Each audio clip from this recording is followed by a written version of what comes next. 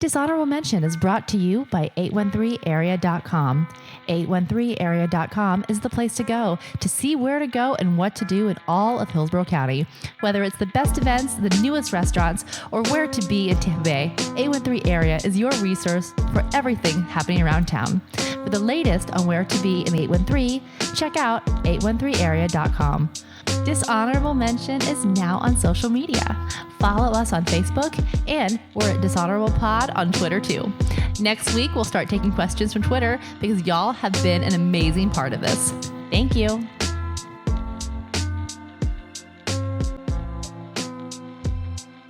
A Tampa serial killer is executed by the state of Florida. A Hillsborough County teacher quits her job with an online screed, and they are rebooting 90210. Welcome to another episode of Dishonorable Mention.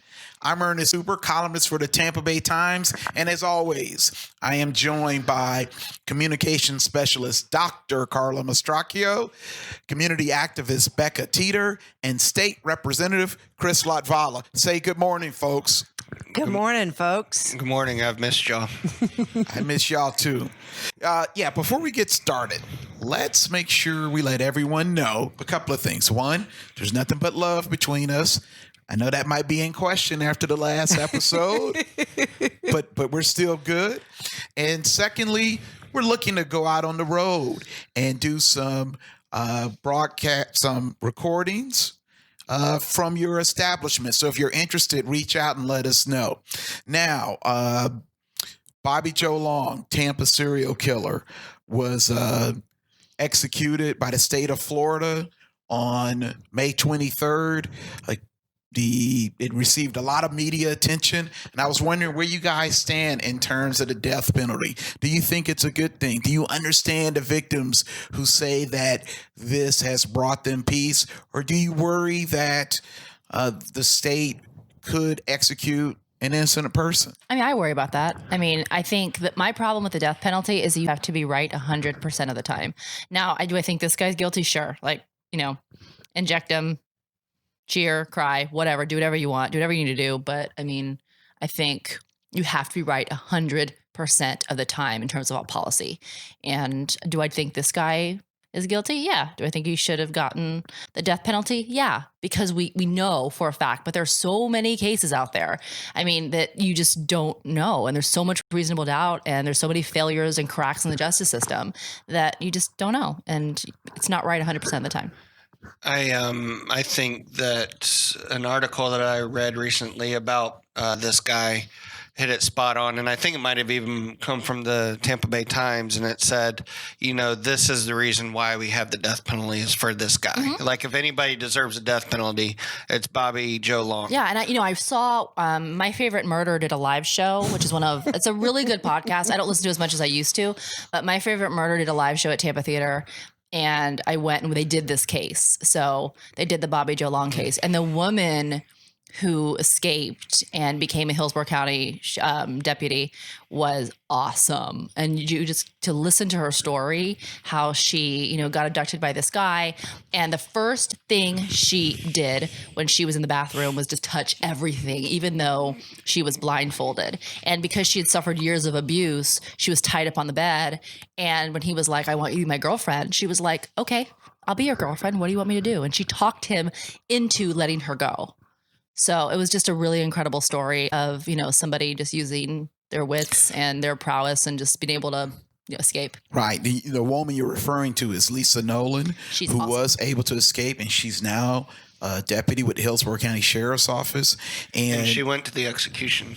Well, and I hope so. She said she hasn't had a good night's rest since Bobby Joe Long kidnapped her, and now she will be able to sleep well. And so when you hear that, certainly your empathy has to go out to the people who have survived heinous people, like Bobby Joe Long, who was convicted of killing 8 people. He confessed to killing 10 people, and it's believed he sexually assaulted many more women. But at the same time, as you said, Carla, I worry about an innocent person getting executed. I worry about an overzealous prosecutor or police detectives who make up their mind before they gather the evidence that this person is guilty. I think it would be, even in 2019, easy for an innocent person to end up on death row. I mean, if people want to know about wrongful convictions, I mean, there's a ton of podcasts that I can personally recommend. But I would recommend Undisclosed with Rabia Chaudhry, and then also In the Dark. In the Dark should have won the Peabody and should have won a Pulitzer for her work. She's just amazing. And it chronicles a case where a guy was charged with murder and tried 6 times as an on death row. And there's very little evidence to convict him. And it's a really, really sad story. But this team went down to Mississippi, and it was a all-white jury, I think all 6 times, and they convicted this black man of murdering people who I guess he worked for in a furniture store, and he's been on death row for a really long time, like decades, and there's not a lot of evidence that says he should be there. So it's a really good podcast called In the Dark, and I would highly recommend it. Season 1. This guy has been on death row since the mid 80s and was the longest serving inmate on death row. And part of the reason why he was on there so long is because there was a case that ended up being thrown out that he was convicted of. And so, but then there are numerous other cases that, he obviously was, the perpetrator. And so I think even, in this instance, the justice system, got it right. There's no doubt in my mind. And Same. But it also shows the carefulness of, well, if he didn't do this case, then we, have to make sure above 100%, that 100% sure that he did the others. There's a case in Mississippi from a couple years ago where a girl got set on fire. Oh, yeah. And that guy that has been put on trial a couple times because they had hung juries, I think, twice. And so, when you are going to lock somebody up and throw away the key, or even do worse and execute them, you have to be darn sure that it's the right person. Yeah, and the justice system is built to move things forward, not regress. So once you're convicted, it's really hard to get that overturned. I mean, people do it, but it's really, really difficult. Evan Donovan, who I hope to have on the podcast really soon from News Channel 8, was one of the witnesses of the execution. And one of the interesting things he put in his blog is that of the 341 inmates on Florida's death row, 150 of them are from the Tampa Bay area, with most being convicted in Hillsborough County. What does that say about where we live? Well, I think it has to do with, so if you think about where those people were in their lives at the time and what Florida looked like, Tampa was a major hub, so was Orlando, and the I-4 corridor, I think, plays a big role in terms of how people travel. So I don't think they're from Tampa. I think they were just ended up here and got convicted by killing people here. I don't think they're actually, I would have to do some research on that, but I don't think they are from Tampa. And I say this as a 5th generation Tampa person. I don't think they're from here. They're not from my neighborhood. So if I had to guess, I would say that the reason why we have a lot of the killings is because of prostitution and all the strip clubs. But you're the trained professional professor. I don't think that was because you have to remember, like when people were convicted, they're on death row for a really long time. So you have to go back decades. Right. So you have to think about what the geography and like geospatially, what Tampa looked like, what Florida looked like, and how people moved from one place to the other. There's no texting, no cell phones, just highways and regular landlines. So how did people communicate? And also CBD radios because of truckers. So and beepers. And beepers were in the 90s. I had one. It was glitter. Well, Ernest, how did you communicate with Deneen back in the day? They went. That's a good question, Chris. I don't really remember how I communicated with Deneen. Just met her up at the hot tub club. Yep, hot tub club. Did not meet her at the hot tub club. Did have dinner with her at the Wright Student Union one evening. That I remember. But that's a really good question. I wish we could revisit that chapter from my life and talk more about Deneen, but we can't, so we have to be moving on. Becca, please, can you save me from this? I can sure try. It's really tough because I know that if somebody did a heinous crime to someone that I loved, that I would personally want to execute them. So I absolutely understand where that might give a sense of peace. I agree with Carla. There's a tremendous, the chance for error is great. If I look at it intellectually, this terrible person, Bobby Joe Long, had, extra chromosomes and had suffered severe head injuries as a child. I'm not excusing, I want to be absolutely clear, I'm not excusing any of his heinous behavior. But for most of the legal professionals I've talked to, it is less expensive to keep someone on death row forever, like life in prison. And I would think for somebody who has no value for life, having to live their life in a cage and be an absolute scourge on society and die there alone, to me, that in many ways is worse, because once they're executed, it's over. So I would say that I have a lot of concerns about the death penalty, and that in its current status, I can't support it. But I feel such incredible empathy and pain for the people who suffer at the hands of these terrible people. I wish that there was some way to give solace. I don't know if I have the courage to do this. I don't know if it would be the right thing to do, but I would like to go back a year from now and ask the relatives of those who Bobby Joe Long murdered, do they have peace? I'd like to know a year from now if they really found solace in his execution. I don't know. I don't know what that experience is like. I don't know how I would react to it. Maybe I would find solace in it. But I in the moment, I think they're going to say yes. I'd like to know how they feel a year from now. So I have a death row story that I'd like to share. You looked way too happy when you said that. That really was very excited odd. when you said that. I'm a little concerned. because it's an interesting story. So Unless it's saving a dog from death row, I don't think you should be very happy about it. well, let me share. In 1976, the state of Florida reinstated the death penalty. The first person. None of us were born at that time. The first person, none of you may have been born when this happened. The first person to be executed was in 1979. His name was John Spinkelink, and he was convicted. I'm sorry. That's unfortunate. He was convicted of a murder at the Lafayette Motel in Tallahassee, Florida, which was within a short bike ride of my home. And so I remember I was 15, was very focused on this case. And he was executed on May 25th, 1979. And the May temperature is the season for execution. The temperature at the beginning of that day in Tallahassee was, I think, 74 degrees. And after his execution, I'm not making this up, you can look it up, the temperature dropped to 42 degrees. And it remains the coldest May 25th in the history of Tallahassee. You can call the National Weather Service.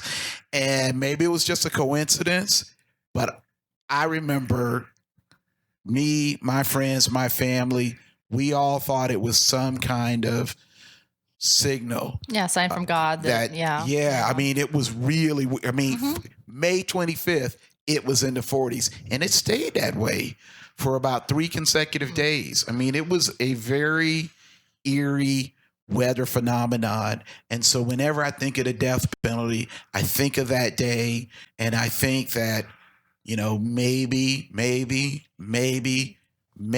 God does not want us executing people and deciding on our own who gets to live. That's and who gets interesting, to because die. I would think the exact opposite. I would think it'd be a sign that I would think it would be a sign for the opposite. I don't know. Oh, that's interesting. That's really interesting that you I've said never that. thought about that. I would absolutely 100% think. So God radically changed the weather to say, I don't know that God would say, I'm certainly not speaking for God because that would be No, you can very speak for presumptuous. But I think I would read it because everything's a text, right? You read things and you interpret. I would read that as something that is, signals like closure and a change of seasons and a new beginning, and something that is, a dark cloud on the city has now been lifted after this weather kind of returns back to normal. So that's what I would, you so interesting. So, like anybody, I mean that. I've told that story to 100 people. You are the first person Seriously? to That's so interpret weird. it differently. It's kind of like the Really? Deneen story. You guys Yeah. are I wonder weird. what she That's- would think. She'd probably agree with me. I think she sounds cool. and one day we will do an entire episode on the Denise Well, we're going to have her on the story. show. And then we can Right. ask the She's out on our death row audience somewhere, what you know. they We're never thought. doing that, by the way. So I Poor googled Denise. John Spinkelink, Such an unfortunate last name. No wonder he became a killer. and he was executed May 25th, 1979. Like Ernest said, who has a impeccable memory of He really dates does. and people's names. Except for when it comes to our friend Deneen's last name, and he suddenly, has a brain slip. And once we realize, that we want to meet this lady or find her, I think he knows. forgets her happens. last name. I definitely think he knows the last name. I don't remember her last name, honestly. And you're smiling, so it makes me think you're lying. So I think your obsession with Deneen is very amusing. I to just me, don't think but you're telling the truth. So there's a website that has convicted killer's last words.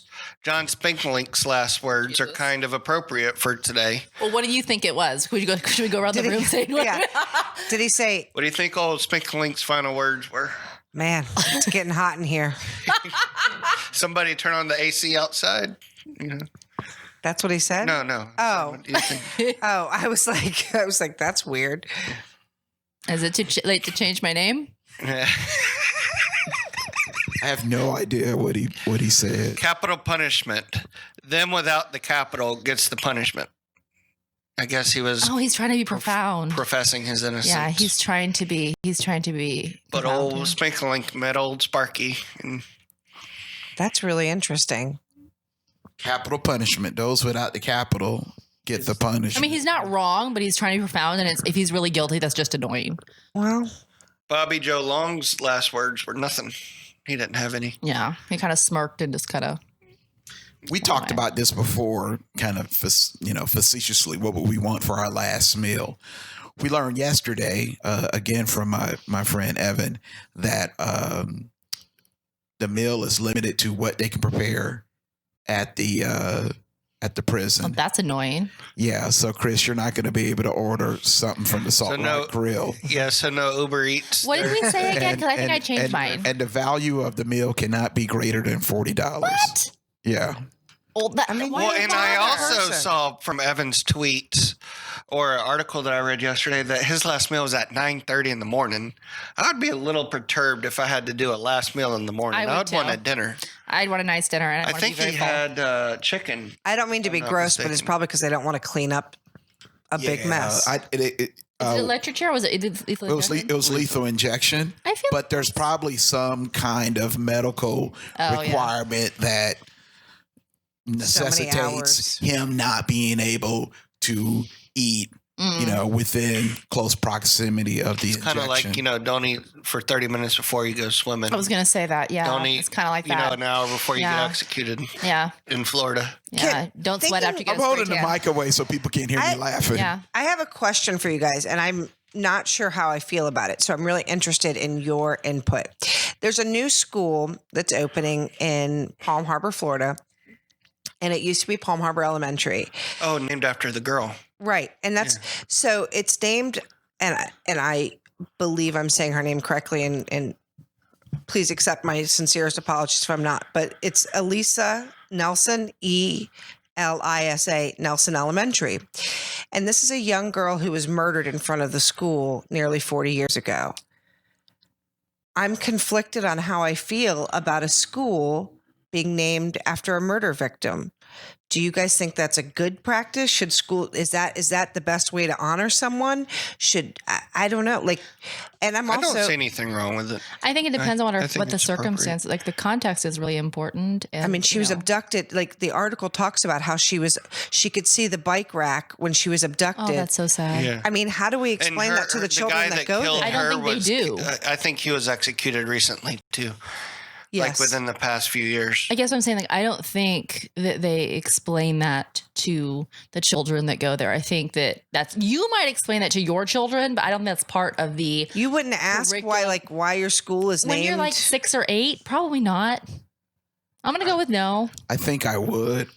I think I understand that they want to honor her, but I am concerned that you're going to have to explain some life and death issues to kids who should have a higher degree of innocence in their lives. Mm-hmm. Of course, we are in a point now. It's not like when I was growing up in the 70s. We're in a very different world, I feel like, where we have to have more serious conversations with our But kids. you have to do it in the right way. You know what I mean? Like, So it do has y'all to think be. it's different that it's a school and not like a park? To me, a park, I think, would have been beautiful. I absolutely think this precious child whose life was taken far too soon should be honored and should be memorialized. It just sits with me a little, I don't know, oddly. Yeah, it's a little odd. I mean, I was not the choice I would make, but like, it's odd. But Well, because I think a school name should generate pride. It should be a point of celebration. It often is when you Maybe think of a that's it. school that's named after a former president, or a school that's named after a dignitary. Those are often points of pride for a school. I think of Steinbrenner High School and how much they celebrate George Steinbrenner. I mean, they have maintained that connection. I think of Hammond Elementary in Tampa, where Dr. Hammond just passed away, but when he was alive, he was a frequent visitor to the school, and he loved those kids, and he went to talk to them and celebrate them. This would be very different. I don't know, maybe her family can come and they very much create some advocated kind for of this. connection. Yeah, I know her family a little bit. And so again, I absolutely would want this child to be honored. It just doesn't feel like it just feels something about, maybe because it's just not traditionally done. I'm not really sure. Yeah, it's definitely weird, but I feel like if that's what, maybe she really loved reading and she really loved the school and she was really into going to school every day. Yeah, like maybe that's a way to honor her. If you make the focus how she lived, and not how she died, then it can be something that can inspire the kids. But you're going to have to put in some work. You're going to have to talk about who she was as a person, and not so much about her being abducted at the school. You're going to have to get the kids to see that even in her short time on this earth, she was a very special person. I would imagine that's what they would do. I guess. Yeah. I don't. Well, but some kids going to say, well, what happened? You're going to have to explain what Google, happened. their school. Yeah. I just don't know if I think kids are curious, but I'm not sure. I know my kids. My kids would want to know, like, who's that? And then, it leads to a lot of questions. And I don't think that those are questions that can't be answered. It just, I guess if there had been a ballot and they said, Becca, how would you like to honor her legacy? I think I would have probably picked something other than a school. How much innocence did you have in your grade school days? I had quite a bit, except the one thing that happened when I was, and I don't know exactly how old I was, it's another Palm Harbor murder. I may have even mentioned this before. When I was a kid, I lived in Spanish Oaks, which is a neighborhood in Palm Harbor, and I lived kind of in the middle of the neighborhood. And at the back of the neighborhood, which it wasn't huge by any means, and again, all of this is not far from the elementary school we're talking about, a gentleman climbed into a home and murdered the majority of a family. The father wasn't there. And that moment forever changed my life. like I saw the world totally differently from that point on. Like where I rode my bike past on a daily basis was suddenly not the same. And my dad's law partner at the time lived on the same street. And like while this was happening, one of the people in the house actually called his now ex-wife. And so it was very close to like both proximity and reality. And so I can't remember if I was in 5th grade or 4th. I don't remember exactly how old I was, but I just remember how I felt. And then I was too scared to sleep in my own room. I used to go sleep in the living room, family room, library area outside of my parents' house because I could hear my parents breathing and I felt safer. My dad's TV repairman back in the day was This one is of the thing, Eileen wow. Warnos's victims. Oh, that's so sad. He was from, I think he was from Palm Harbor too. I know he was from Pinellas. She came through here too. She is not a nice person. I don't know that murderer. She's awful. Female Warnos? serial She's killer. She's probably one of the worst people in the whole world. Wow. She killed men. A lot of people. And they made a movie called Monster. And With Charlize Oh, Theron. that was okay. Yeah. I've Yeah. never. I don't watch scary Charlize movies. Theron. yeah, Charlize Theron won the Academy Award for her portrayal She did a great job. of Eileen Warnos. She did a great job, but she's Eileen Warnos is a terrible person. Yeah, I mean, I think I had moments in my childhood that were unnerving. I can still remember the day my next door neighbor was shot and killed by his son because he was abusing his mother, Oh, and wow. and the son couldn't put up with it anymore. So, that still gives me chills. But for the most part, I feel like I enjoyed a lot of innocence, and I want other kids to have Yeah, that. I I don't agree. want other kids to have to constantly worry about terrorism and school shootings. But we may be at that point now where that has to be a part of their reality. Yeah, I think so. And that's sad. I don't really know what to do about that. I don't have a solution for that. But I think that you have to be, especially around children, just really careful, like how you talk about death and abandonment and those kind of issues with them, because I mean, one thing can really stick with them for the rest of their lives. I really think. And that's why I'm always apprehensive, when I talk to kids that are like, I would say like under 6, because anything you say they remember things and that will stick with them for a long time. Like when I was at, I want to say it was like the Montessori school when I was really little, like I want to say 3 or 4. And I remember I had this, I want to say she was like a teacher or like a teacher's aide or something. She talked to us about death and it was really inappropriate, really, really inappropriate. And I remember coming home crying because she told the class that everyone was going to die in our lives. Like your mother's going to die one day, your father's going to die one day. And I just remember it was really messed up. And when my dad died this past year, I told my mom, I was like, I've always been like worried that my parents were going to die. Like ever since that moment, I've had a lot of anxiety my whole life. Not like I can't go to work or something, but it's always been in the back of my mind. And I think it's from like that moment. I was like, did I have a moment like that? And she was like, oh yeah, you did. There was this crazy woman that talked to the class inappropriately and she got fired.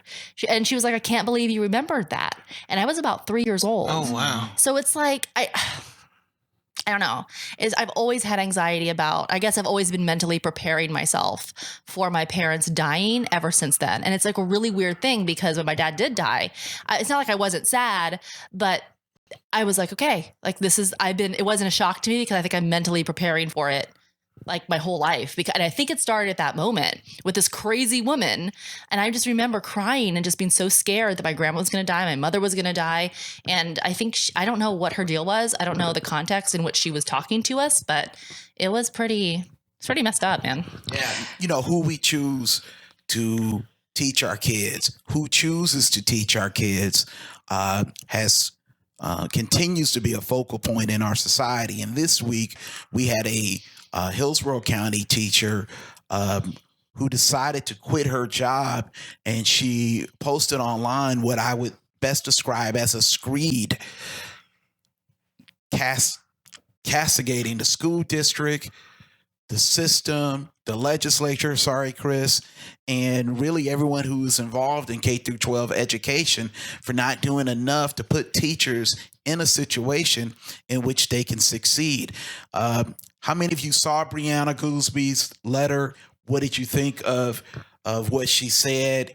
And how big of a problem is this? Or is this just one teacher going off the ranch? What do you think, Chris? I did read it, and it was sad. I couldn't imagine being a middle school teacher as in a quote unquote regular middle school. Being a middle school teacher in Title I middle school, I couldn't imagine the kind of stress that those teachers are under. It seemed like the majority of her issues were with the Hillsborough School District for neglecting her school and other Title I schools. And I think that, describing kids having sex in the bathrooms in middle school or, doing drugs at school, throwing things through windows. She talked about having to break up fights because they didn't have adequate security. That's not what teachers signed up for. So I can certainly understand the frustration. And she did mention, issues with the legislature and parents and so forth. So I think it's just a sad deal altogether. In a follow-up article, talked about some, backlash that she's faced, but she also mentioned that there were some teachers that thanked her, for what she did. So I think that it's sad that, somebody who, from all intents and purposes, is a good teacher is leaving the profession. But I can certainly understand the issues that she mentioned and is facing in her school. And it just highlights the need for there to be more attention and more focus on these struggling schools. The question becomes how best to fix these issues. There's no doubt there's issues. Is the best way to fix them by remaining a teacher and staying in the system and calling attention to them, or quitting in a screed and then vowing to continue to make this clarion call that something needs to be fixed?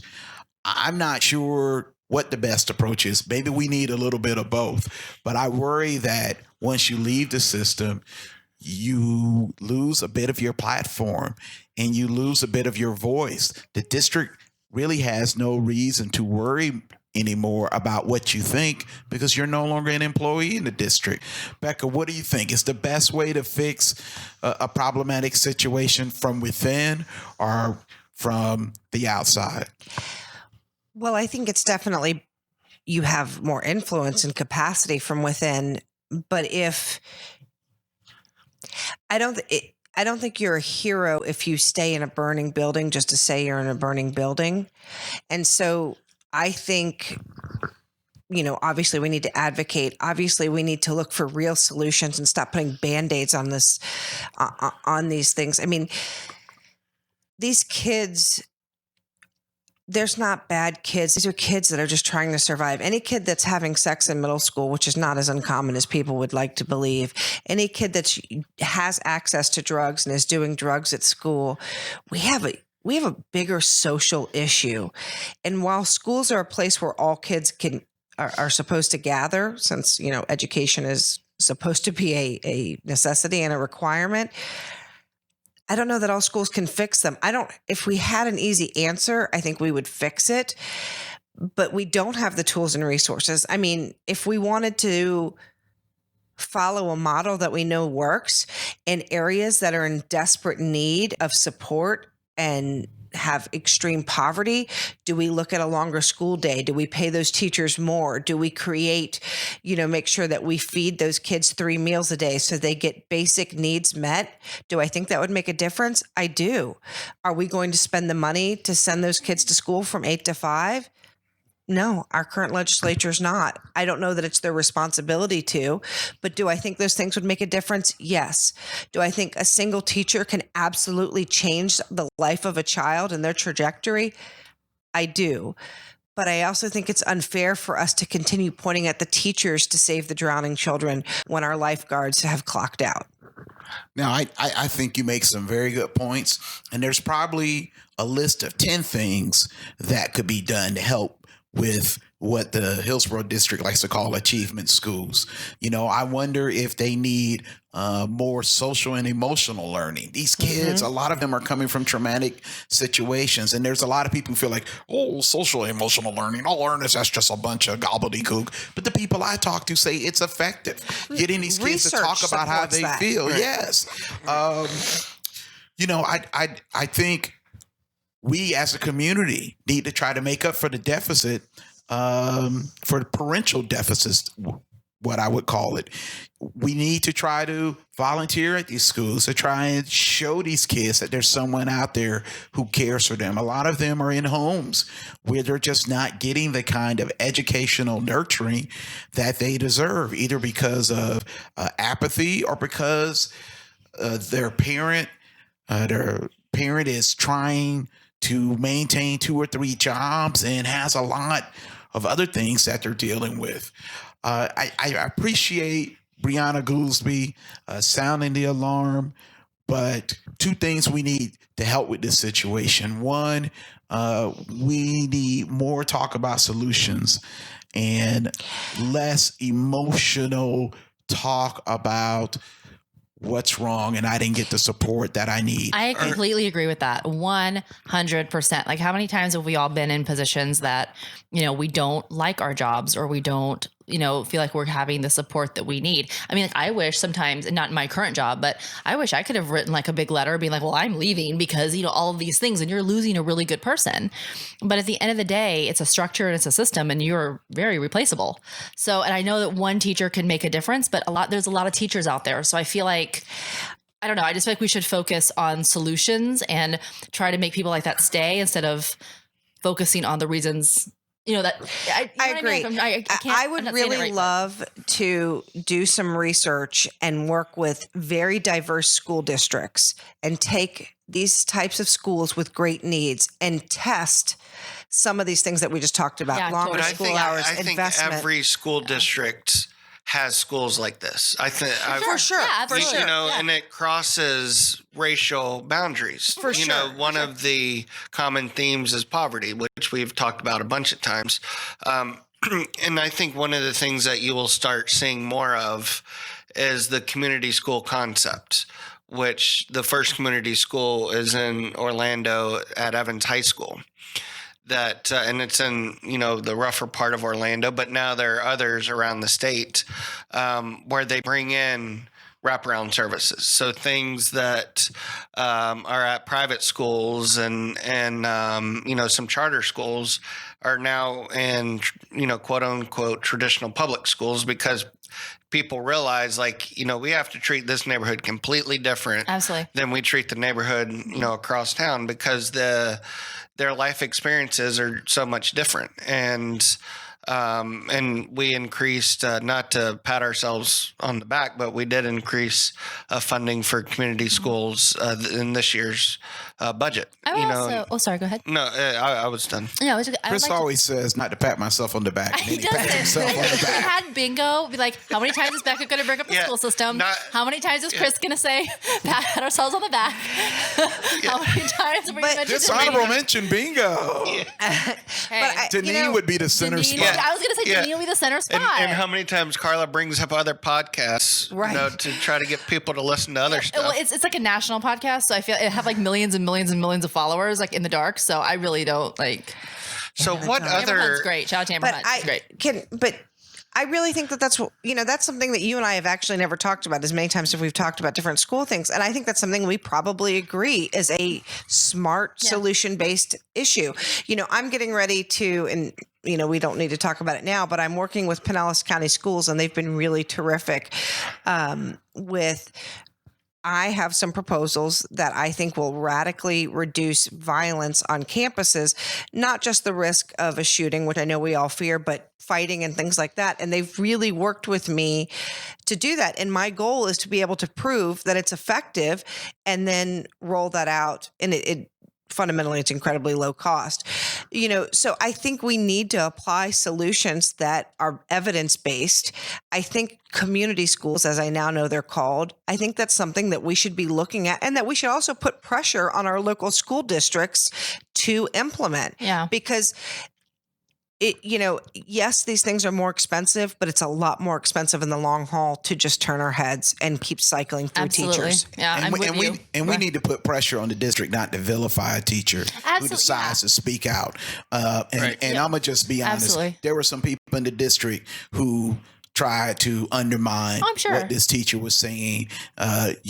She had not passed a standards test that every teacher is required to pass, and so they tried to say, well, she was on the verge of being fired. No, she had decided to quit, and so she hadn't bothered to take the test, and probably I think could have passed the test.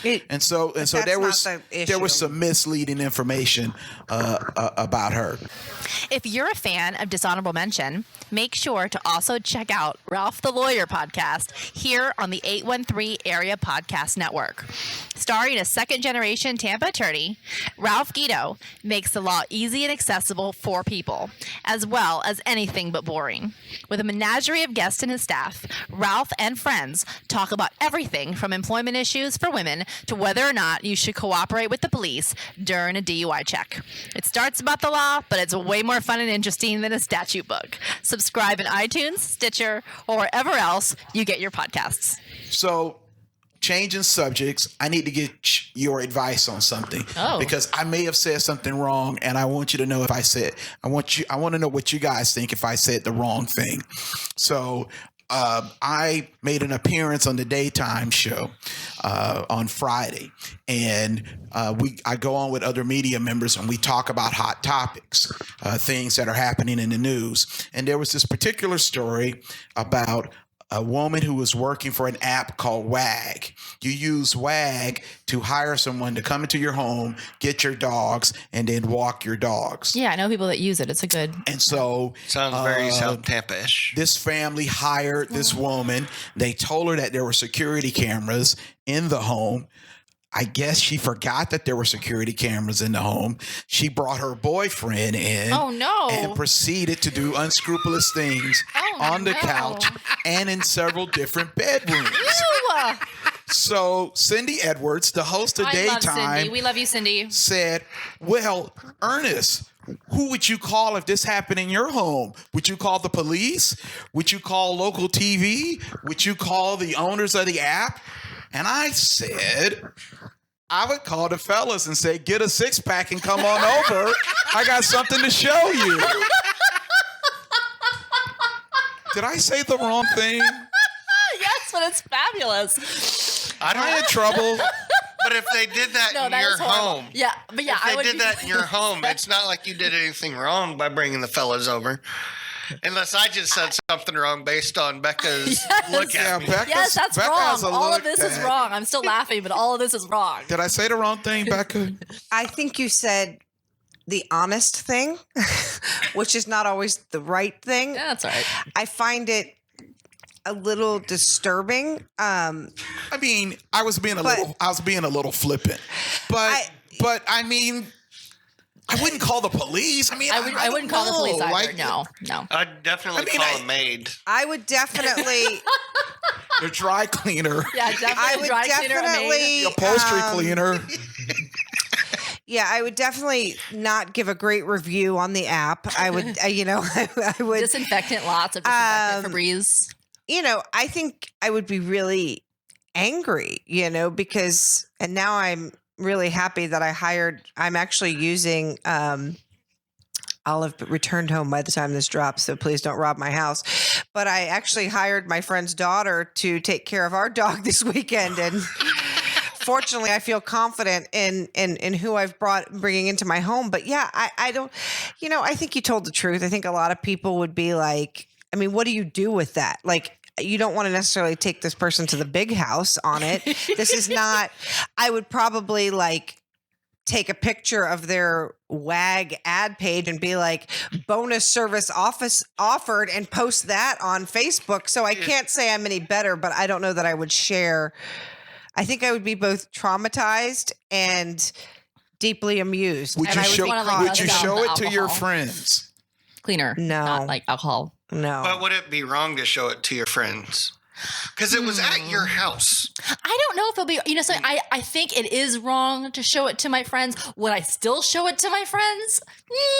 It's 50-50. It depends on how grossed out I am, and it depends on how much alcohol, like the cleaner alcohol, not like the actual like beverage. I would want to like pour over everything to disinfect. Speaking of pop culture, this reminds me I'm so of conflicted the on this whole episode issue. on Friends when Ross and Rachel conceived Emma, and Ross was accidentally taped it. And at first, Rachel was all furious, and then at the as the episode goes on, she's like, "Well, I need to see this tape, just to see what happened and see who came on to who." And it ended up that Ross came on to Rachel because it had to do with backpacking through Europe. Oh, right. Who, She told the was backpacking Rachel your through favorite Europe. on Friends? Oh, by far. Really? Oh, yeah, absolutely. Interesting. Okay. I think when I was younger, I would marry liked her Rachel. next week, No, even you though she's wouldn't. like north of 50. Oh, So like, what is maybe a she is problem? 50. Like, and that's like she her looks great. character, or just because she's beautiful? That's where I'm confused. Oh, she's gorgeous. No. Jennifer Aniston is really pretty. Yeah. She is really. I was never a Courtney Cox fan. Oh, I mean, loved she's her. funny.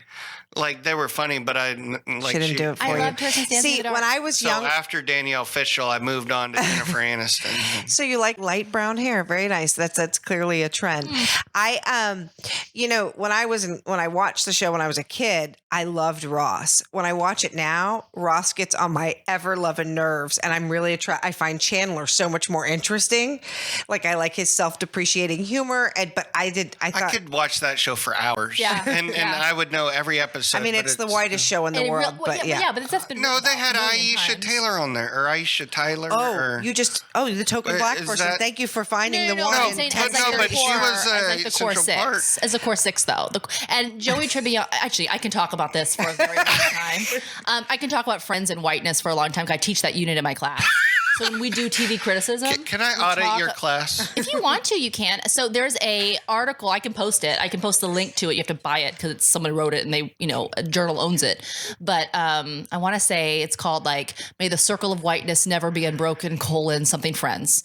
And so I have them read that, and then we watch some problematic episodes of Friends, like the homophobic one, the one where Chandler is sexually assaulted. But it's coded as being funny, and the audience is positioned to laugh at these things and normalize these things. So we watch Friends as situated in a very particular moment in time, and we also watch it as something that is also, because it's situated at a very particular moment in time, like you can't judge it by the current standards. But I mean, there's a lot of messed up things that went on Friends that we wouldn't make it on TV now. And that's okay. Really? That's 100% okay. But you have to watch it for what it is and look at the racial dynamics of the show and look at the cultural dynamics and look at the, the problematic aspects of it, which is fine. I mean, you can do it with every show. It's just Friends is really entertaining and much more accessible. But So. I'll tell you that continues, and even though we're supposed to be living in this politically correct world, and don't get me wrong, they just had their series finale last week, and I love Big Bang Theory, but there are some jokes on Big Bang Theory I never watched it. wholly inappropriate. I've never watched it. They have a character from India. They use him as comic fodder and his ethnicity as comic fodder. And But isn't everyone does. I mean, not isn't he everyone, but a lot of way people do that. underpaid too, comparatively. I read that somewhere. I don't know if that's true. Well, but I read his, that. I don't know if anyone in Hollywood is Yeah. underpaid, but I'm just being- relatively speaking, yes, his salary was lower than some of the other people on the show. And the series ran for 12 years, and he's the only person who didn't end up with a mate. I mean, even really? the weird guy at the comic book store ended up with a girlfriend in the final season. Interesting, but that's interesting if you look at like sexualization of people of color, like in television shows and pop culture. Usually, it's the Asian and South Asian, and Central Asian males that don't end up with mates because they're not sexualized. They're coded as being asexual. And I really can talk about this Chris, for. Chris has the I face can- I I had mean- with the wag porn. And it's interesting because I was at a Pacific Command conference in Hawaii where I was talking with some of the special forces guys from Vietnam and Cambodia. And they were talking about, we were talking about some battles with ISIS and things like that and some key moments in history. And they're like, yeah, it's interesting. We're kind of badasses, but in pop culture, we're coded as being asexual and like not attractive and not sexual at all. And we're like pretty sexual. And so we're talking about that and we're having this moment. And I thought about, moments in pop culture where Indian males and South Asian males and Central Asian males are coded as asexual. That's 100% right. It's changing now with Crazy Rich Asians and the guy from Pitch Perfect, even though he was the Indian guy from Pitch Perfect. He's awesome. Moments like that are kind of chipping away at that. The kind of Indian guy stereotype. from Mean Girls I've met. Really? We were Oh, backstage he at a seems so conference great. together. Was he fun? Yeah, he was cool. Oh, he seems great.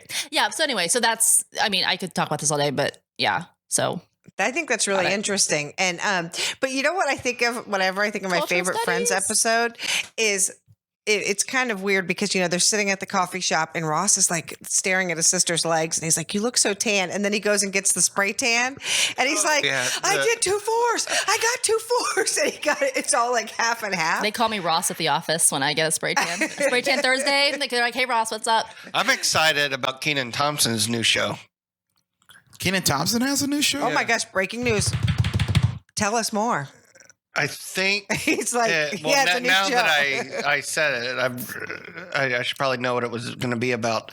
But I saw it on Twitter the other day, and I think he's a dad with like 2 teenage daughters. Oh. And while I'm talking about it, Carla can look it up. I'm googling. Do you guys I'm watch? literally Do you googling guys who watch Kenan Saturday Thompson Night is. Live? Yeah. Oh, like Kenan and Kel, like that guy. No, Yeah. no, that's No, that's- he is the Yeah, Kenan that's from Kenan. Kenan. And Yes. You mean Key Yeah. and Peele? No, No, Kenan Kenan- Thompson from Saturday Kenan Night and- Live. Yes, I know who Keenan Thompson is. He's the longest running cast I'm member very currently. confused. Yeah, he has 2 daughters on the show, and it's going to be on NBC. Hmm. So I'm excited about that because, as we learned from a previous episode by our very capable, captain of the ship, Ernest, here we go. that Keenan lives in South Tampa or lives in Tampa. Yeah, Kenan has a house in Tampa. One of the several celebrities that have a connection to here, and so too Sarah Paulson grew up in Tampa, which I didn't know. I love her. Be think so you good. told me Sarah that. Paulson will play you in a movie. That's my I know. mantra. He's really brilliant. Are there any so Big Bang Theory, I guess, is over, and that was your program. Is there any other shows that anybody watches like has stayed with, like long term shows? Like I still watch Grey's Anatomy. Really? I You're do. like the one person. That's so great. No, my daughter loves Grey's Anatomy. love My it. daughter is thinking about going to med school because of that's Grey's cool. Anatomy. I love Shonda So- Rhimes. She could write anything, and I'd watch it. But yeah, I really like Grey's. She's I still awesome. watch it. By the way, my daughter, Madeline Hooper, won election and is now the student government president at Durant High That's School. really cool. nice. So, Nice. moment to brag. No, Proud that's Papa. awesome. That means she's exponentially more likely to be successful because those Yeah. are big markers. I hope so, because she's That's going to have awesome. to take care of her older brothers.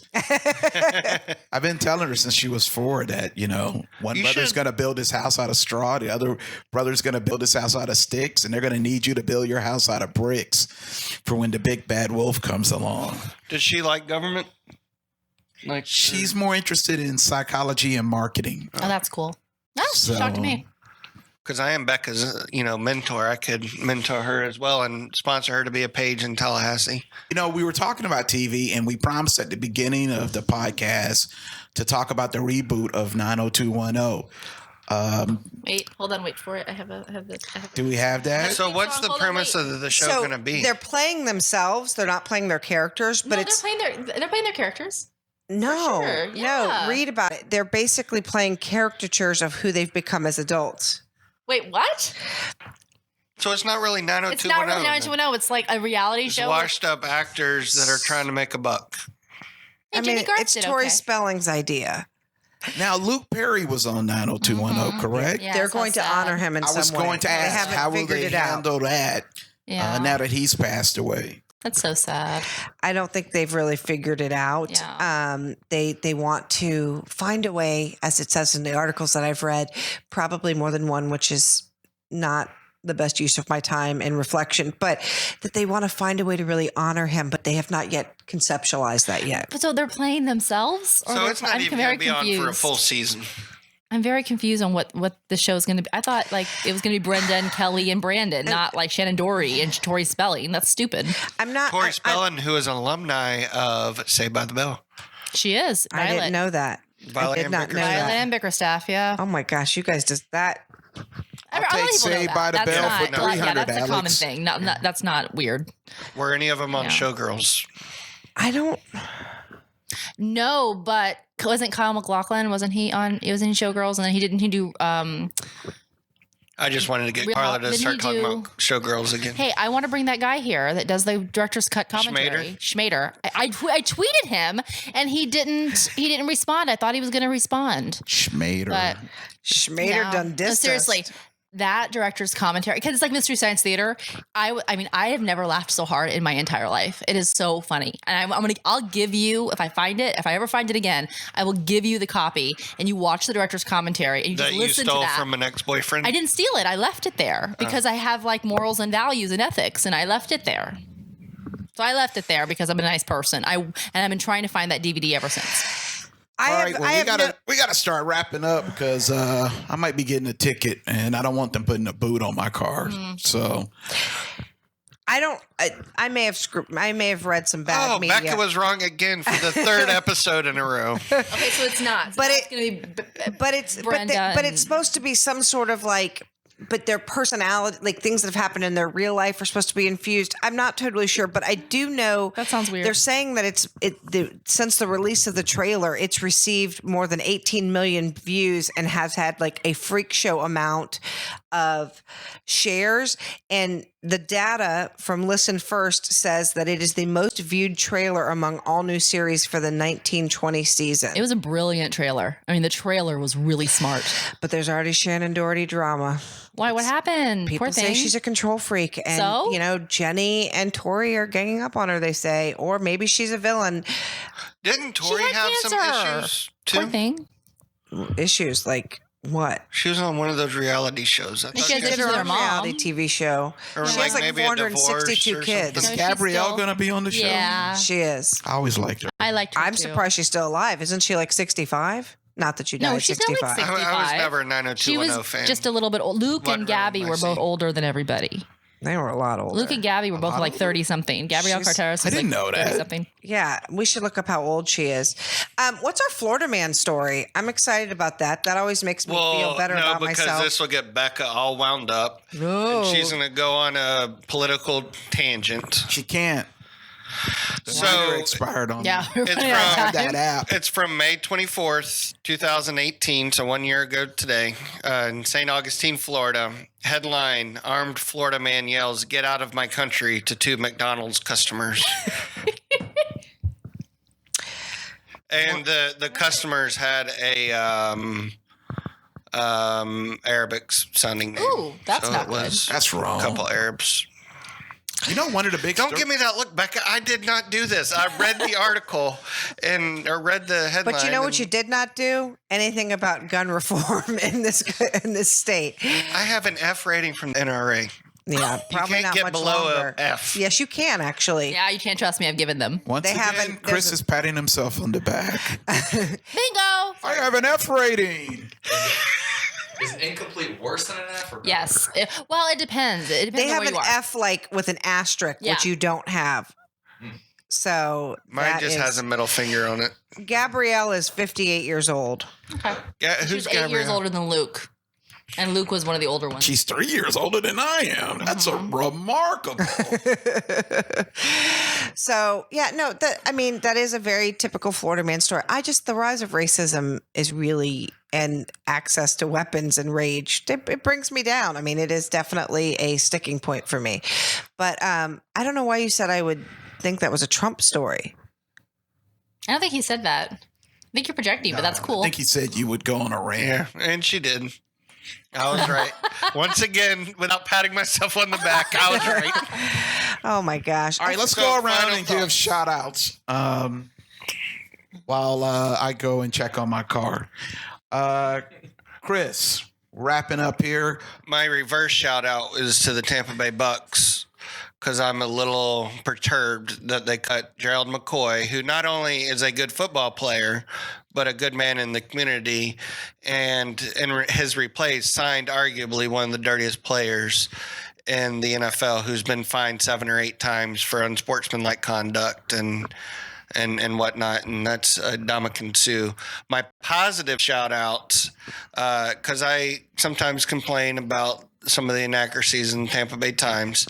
I would like to give credit where credit is due, and that is this week it was revealed through some federal investigations that the 2 local career source boards in Pinellas and Hillsborough misspent over $17 million of taxpayer money.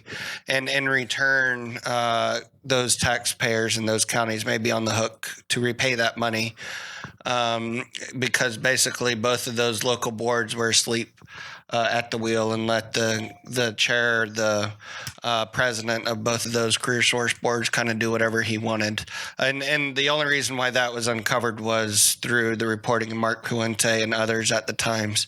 Mark Puente has since left, but I think there were still some people at the Times that helped uncover that story. Yeah, I mean, and that is a huge chunk of change. 17 million misspent. We could do a lot with that. Yeah. I mean, Hey, what would That's a you do lot. if you won the lottery? Do you ever play that game with yourself? Like, what would I do if I won the I lottery? don't believe in lottery. I would open up a charter school in Becca's neighborhood just to tick her off.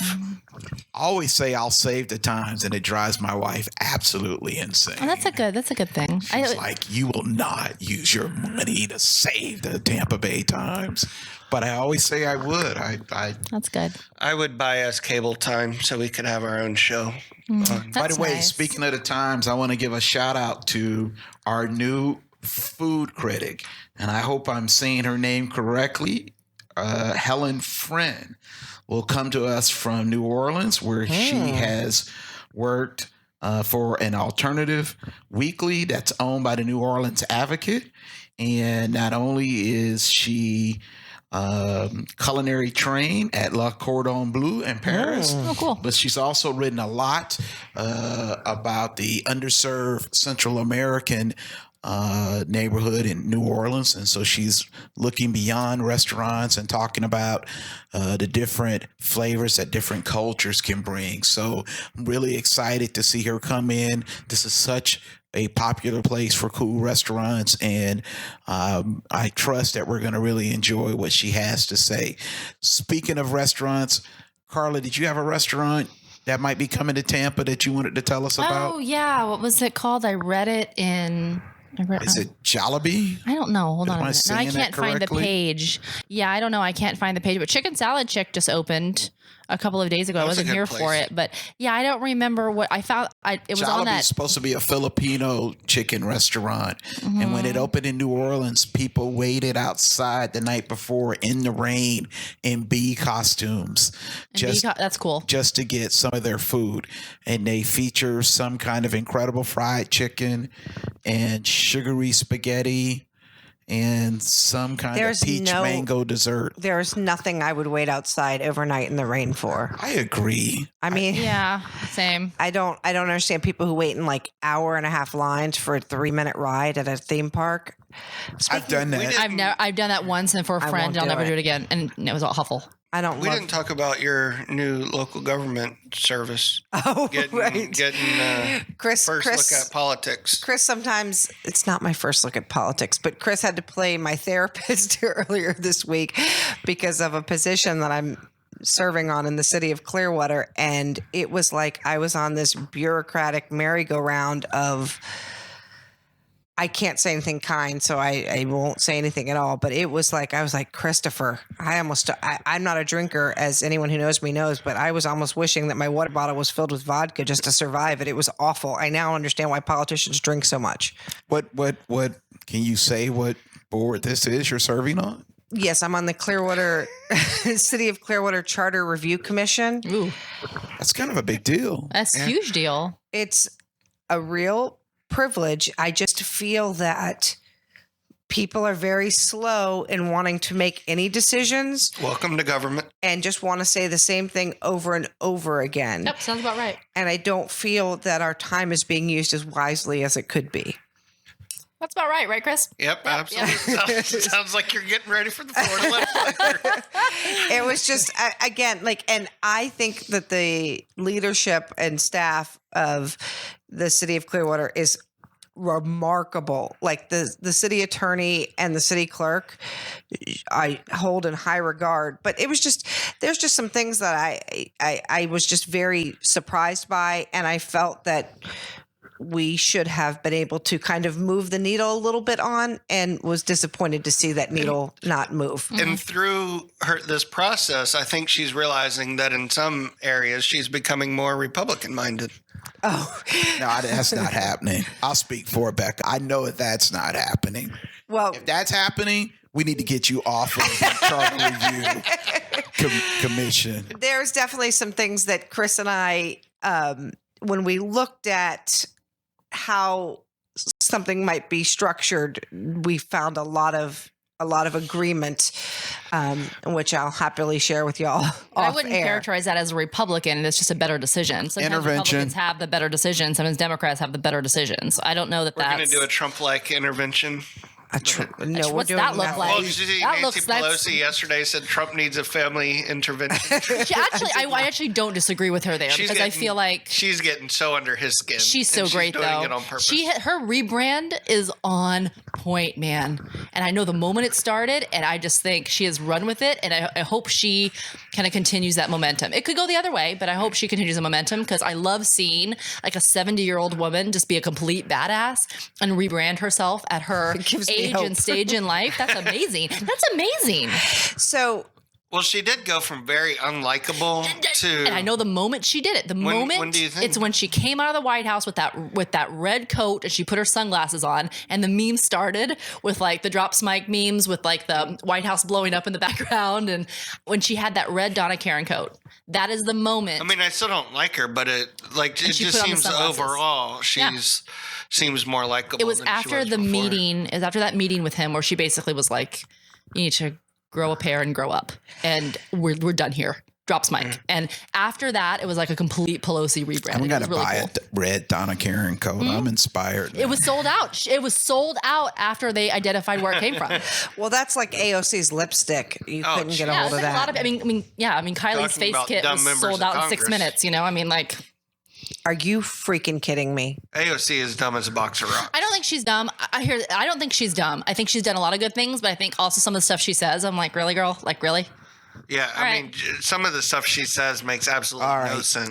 In context, I don't think it makes sense, but I get what you're much saying. in the style of Gordon Soley, who would end championship wrestling Oh, for I all need of my shout out though. I didn't Yeah, do mine no, either. but you're about to come across the table and attack Chris, so we got to wrap it up, man. You're so nice. Look at I you. am so nice, but I mean, I feel I'm like loving the wrestling references. No, you said something about AOC, and she looked at you like, well, I just feel like he doesn't know what he's talking about, but I guess I should be used to that by okay, now.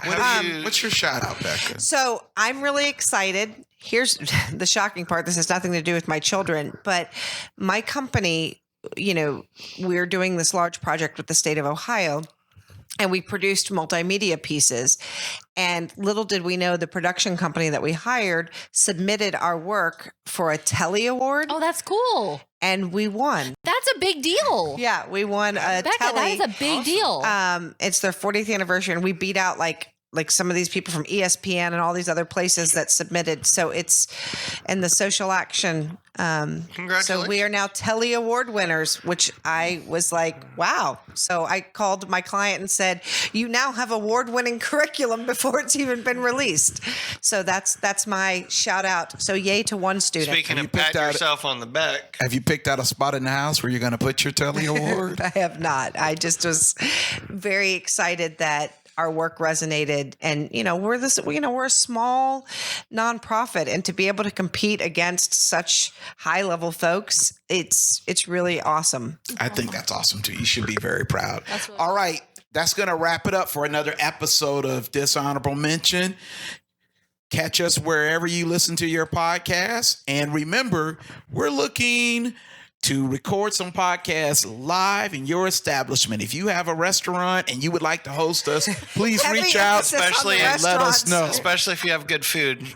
Well, of course they have good And food. donut shops, you're not exempt. We can go there too. I'm the donut doctor. I would love us to really make it our quest to find the best donut in all of Tampa Bay. Let's do it. Can we bind together in bipartisanship and find the best donut Okay. in all of Tampa? Well, yes, Bay? we can. And tragically, one of the contenders has gone out of business I know, I'm so because of sad. a legal hassle. And they did my wedding. They're great. The Mini Donut Factory. They're fantastic.